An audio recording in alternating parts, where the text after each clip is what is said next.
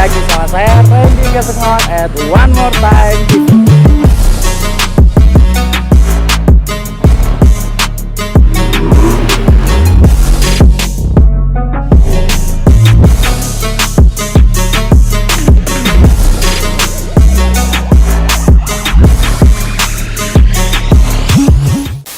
Assalamualaikum warahmatullahi wabarakatuh. Setelah lama nggak ngonten nih, jadi akhir-akhir ini emang sedikit jarang atau jarang banget lah ya bikin video, karena ya waktu ya kesempatannya juga sedikit berkurang, apalagi pas kemarin sempat PSBB dan sebagainya lah, itu masa COVID ini, jadi nggak bisa seproduktif yang dulu-dulu gitu. Salah satunya alasannya itu, yang lain ya karena mungkin ada kesibukan lain lah. Nah, sekarang saya sempetin buat videoin mobil yang proyek saya yang baru selesai. Proyeknya nggak terlalu rame, nggak terlalu berlebihan, nggak yang ekstrim, nggak yang sampai full spec banget, nggak. Cuma cukup keren lah. Mungkin bisa buat referensi teman-teman yang pengen modif mobilnya harian, tapi tetap keren, tetap nyaman, bisa pakai buat kemana-mana. Mungkin ini bisa jadi salah satu referensinya. Oke, kita langsung bahas saja mobilnya. Ini dia.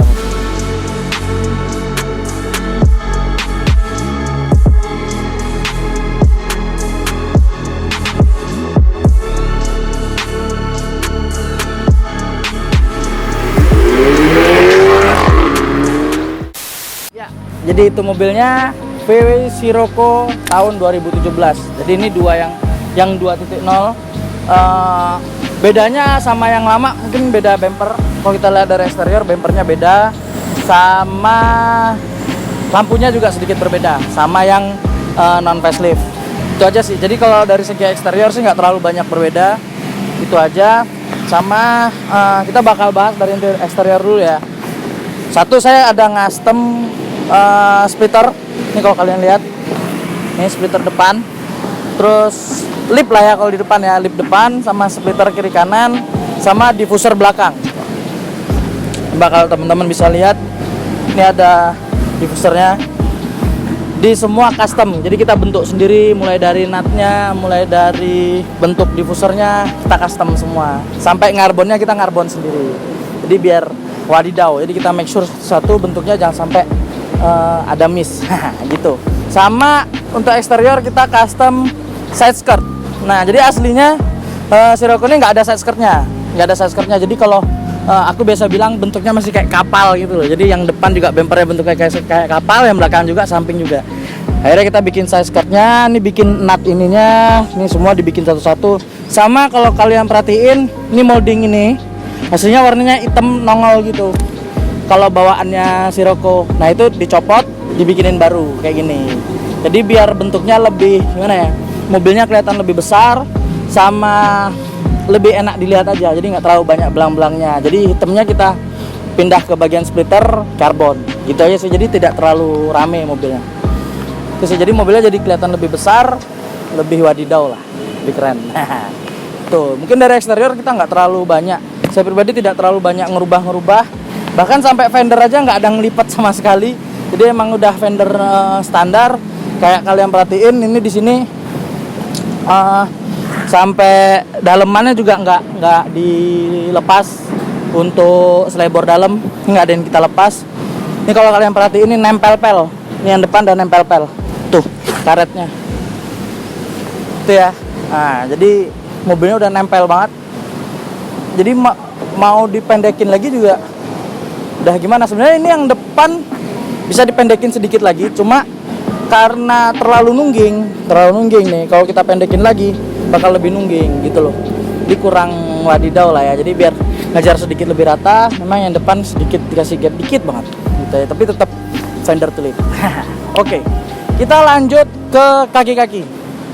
Seperti yang kita lihat dari sini, kaki-kaki saya gunain pelek Walkseeker CCX. Nah, jadi Walkseeker CCX ini kalau kalian nggak tahu, ini adalah satu-satunya dari Walk yang generasi Seeker yang tripis. Nah, ini cuma yang Grand Seeker CCX ini. Kalau yang lain yang kayak Seeker CX, Seeker DX itu semua two-piece gitu. Ini satu-satunya Walkseeker CCX yang three-piece contraction. Nah, di wadidaw, untuk bentuknya juga sama mobilnya sesuai banget. Jadi mobilnya nggak terlalu yang aneh-aneh, nggak terlalu ekstrim. Bentuknya juga ya dibilang klasik mungkin, cuma dengan kesan modernnya nggak ketinggalan gitu. Oke, ini speknya yang depan 9,5, belakang 10,5. ET-nya ini belasan kalau nggak salah. Aku rada lupa itu kemarin berapa ya. Tapi yang jelas ET-nya rada kecil ini, 9,5, 10,5. Pas banget, nggak terlalu ekstrim, nggak terlalu berlebihan. Jadi akhirnya ngakalinnya juga nggak terlalu banyak.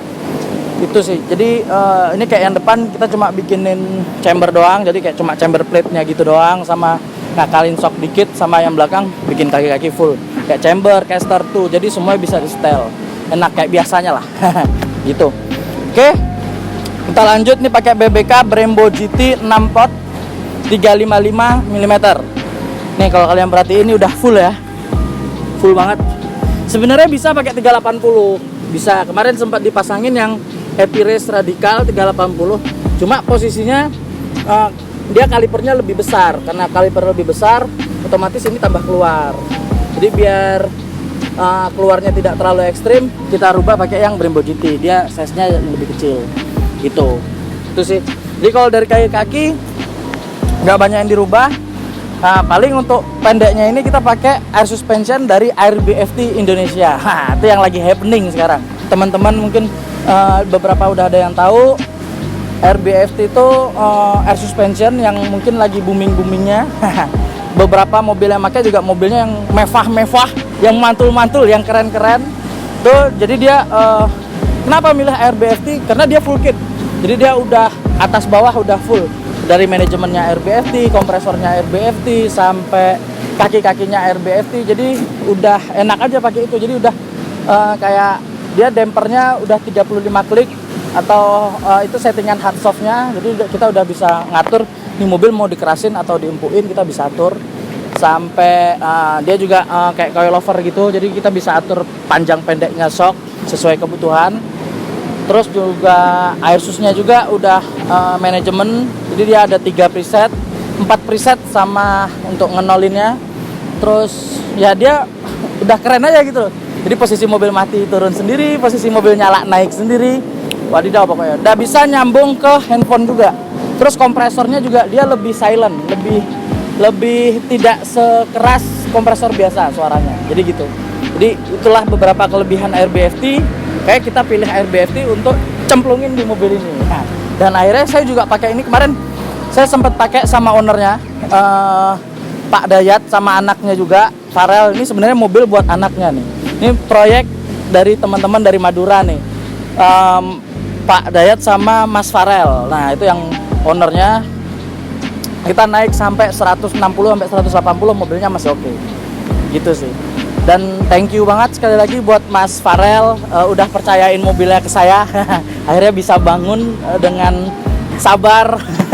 Sabar, terus keren sih. Maksudnya dia semangatnya buat bangunin car enthusiast di Madura tinggi. Jadi saya juga seneng ngerjainnya. Oke, kita lanjut lagi mobilnya. So air susnya juga saya ada bikinin ya kosmetik simple lah gitu loh, buat mungkin biar mobilnya sedikit berisi gitu ya. Coba kita lihat dulu deh. Nah, jadi ini dia pakainya double kompresor. Double kompresor. Jadi dia sedikit lebih silent. Ya sengaja di kosmetik kayak gini biar nggak terlalu kosong banget juga, tapi jangan sampai yang terlalu rame juga. Gitu loh. Itu aja sih niatnya. Jadi nggak ini. Jadi mungkin di sini buat teman-teman ada yang suka pakai hardline, ada yang enggak. Boleh komen di kolom komentar. Menurut kalian nih hardline-nya terlalu rame apa enggak? Atau perlu kita simpelin lagi? Boleh. Saran dari teman-teman sangat diperlukan. Nah. Oke, sekarang kita lihat nih. Saya tadi sempat bilang kalau dia bisa nyambung ke handphone. Ini kalau kalian perhatiin. Nah, ini ada 3 preset, 1, 2, 3. Ini kita coba langsung ke preset 1. Mobilnya otomatis naik. Kita masuk ke preset 2. Oke. Nah, sekarang kita masuk ke preset 3.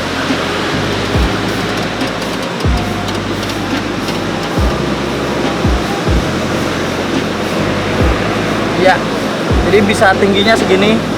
Kalau di manual bisa lebih tinggi lagi, cuma nggak usah, nggak perlu tinggi ini, udah cukup. Udah kayak standarnya, ya kan? Nah ini kita balikin ke 0 dengan satu klik, dia balik lagi ke 0.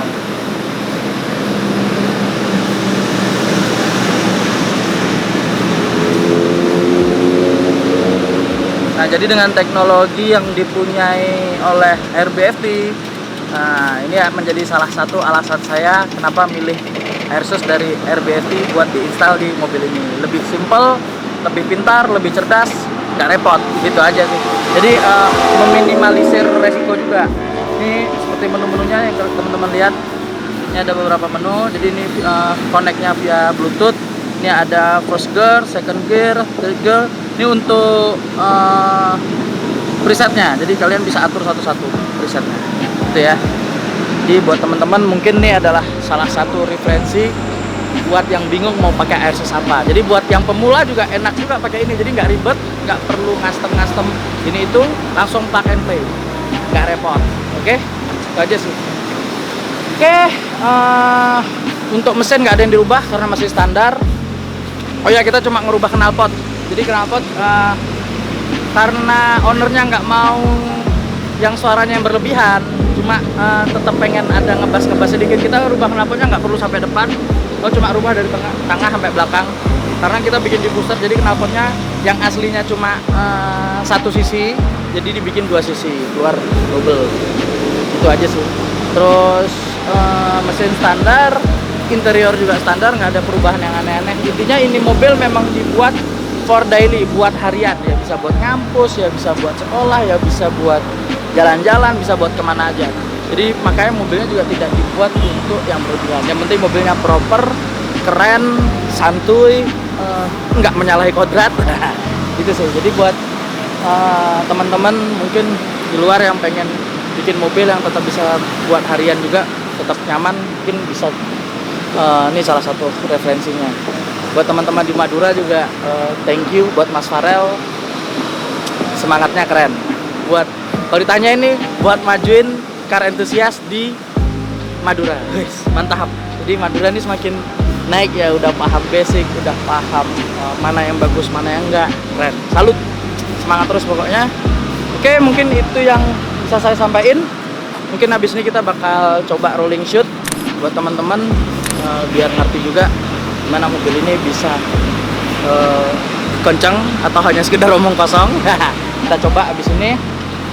Mungkin segitu. Kalau ada pertanyaan lebih boleh taruh di kolom komentar. Kurang lebihnya mohon maaf. Jangan lupa di share, subscribe, and like, dan jangan lupa komen. Jadi mungkin teman-teman ada saran untuk review mobil siapa, atau ada yang pengen tahu apa, boleh nanti kita coba di filter satu-satu. Oke, thank you buat teman-teman semua. Jangan lupa di subscribe pokoknya. Saya tunggu. See you at One More Time TV berikutnya. Assalamualaikum warahmatullahi wabarakatuh. So guys, nah kita mau coba jalan. Ini emang benar-benar enak atau hanya mitos? Bisa dibawa ngebut apa enggak? Kita coba deh. Tapi hampir setiap aku nge-review mobil pasti aku coba jalan sih rata-rata ya. Kita coba.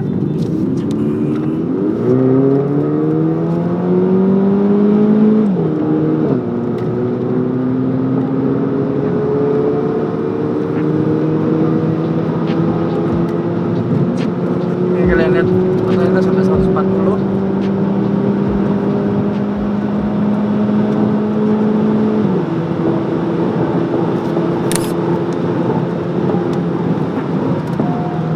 Harus ngerem. Ini dilepas, larinya lurus, sporingnya tetap benar, jadi nggak ada masalah. Oke, ini jalan-jalan kita coba juga mobilnya masih oke. Getarannya tidak terlalu berlebihan. Kalau itu keras banget itu nggak, semua masih oke. Pakai mobil tetap gesit guys.